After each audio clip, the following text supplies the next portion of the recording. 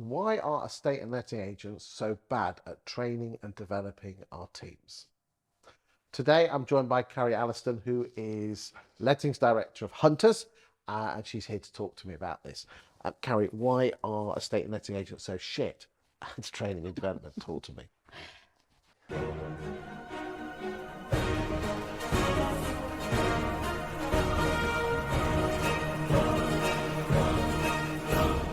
I don't think That's a we're, technical term, right? it's very technical, yeah.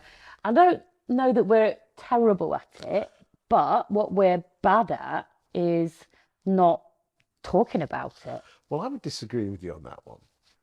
Not the fact that we're not very good at talking about it. The simple fact is this. Okay, so you're hunters.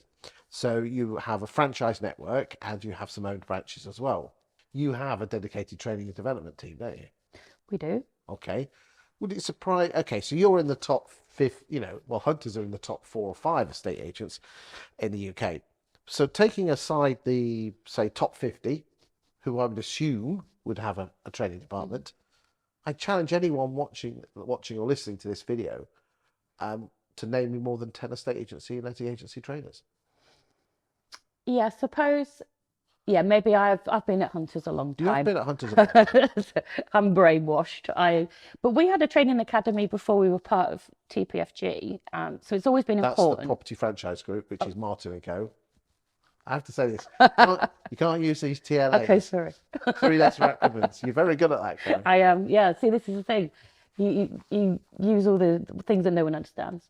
Yeah, I think maybe not everyone is good at it, but part of the problem there is the fact that we don't have to be. We don't have to be trained, which is why things like Roper, which come out eventually, and people wanting to learn, that's all voluntary at the moment to some degree, or to most degrees actually. So it is down to the employer and is it down to the employee about how much engagement they want when it comes to training. But I think it's, I'm one of those people that I always want to learn. I always want to stick my nose in and find out what's going on. But the problem is, it is, like I say, it's voluntary. So if you've got an independent who just wants to make a bit of money, then they're not going to bother so much, are they? Do you think Roper will make a massive difference I think, in whatever form it comes in? I mean, we're filming this in late March. Some people watching this will be watching this. This is going to be around for a long time. No matter which politicians get in at the next general election, we're going to have something, aren't we? yeah, and I do think we should, because I've been on to lots of meetings in the past where, they tell the story, don't they? You could walk out of prison at 9 o'clock in the morning and get Yeah. some CMP, and then you can be a letting agent tomorrow. Yeah. And I don't think that's right. It's not, because we're talking about someone's home and it being safe, and it's so important. Anyone that comes into the industry, whether probably quite unexperienced, will be like, oh, I kind of know you need to get a gas certificate, but that isn't enough. Yeah, I mean, it scares me that I go in the Facebook groups and there are people who are letting agents asking really basic page 1 stuff questions. You think, my God, you're responsible for 100, 200, 500,000 pound house, and you get it wrong. I know. The worst thing is a tenant actually dies, isn't it? Absolutely. And those ones make me laugh, because you'd think that they would Google it before they stick it on a Facebook page. Yeah, but it's a damn sight easier, isn't it? Okay, so we'll come back to the original question. Why are we so bad at training and development? You say mainly because it's not forced upon us, and people are lazy or just can't be bothered, or... Yeah, and also, you come into a new role, you come into a job, it's mad busy, and it's just like, well, you sit there and get that done, instead of, right, I'd like you to read the TPO guidelines. Yeah, they take about an hour to read. I'd like you to at least read the tenancy or the landlord's terms of business. When I talk to our franchisees, they ring me a lot with questions and queries, and normally by the time they get to me, it's a weird and wonderful scenario.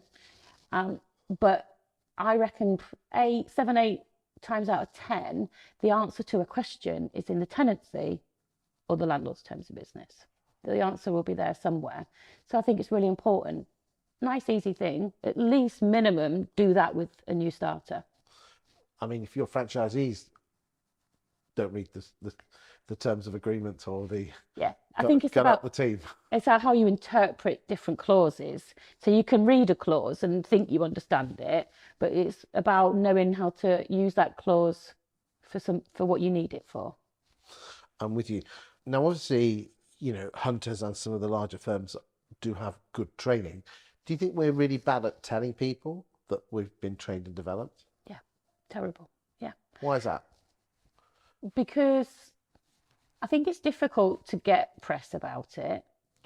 I think not, press, do they want to know good news from us? No, bad news sells newspapers. Yeah. So that's quite difficult. When we had the training academy just with hunters, um, we all had a name badge, hunters, not just the hunter's name, not our name. And then when you went through the training academy, you then got presented with a gold one. So that meant you'd gone through the training and you'd completed it. We do have window stickers trying to promote it. I think we're very guilty. If marketing is my specialization, I think what we need to do is not say our staff are trained. Is what the hell does that mean to our client? Yeah. And the best way to do that is to tell stories. Is to talk about how another landlord got his finger here or him got a finger burnt because of a lack of training, and we came to us and everything was absolutely hunky dory. So it's a top tip for you out there, ladies and gentlemen. Carrie, thank you for your time today. Thank you.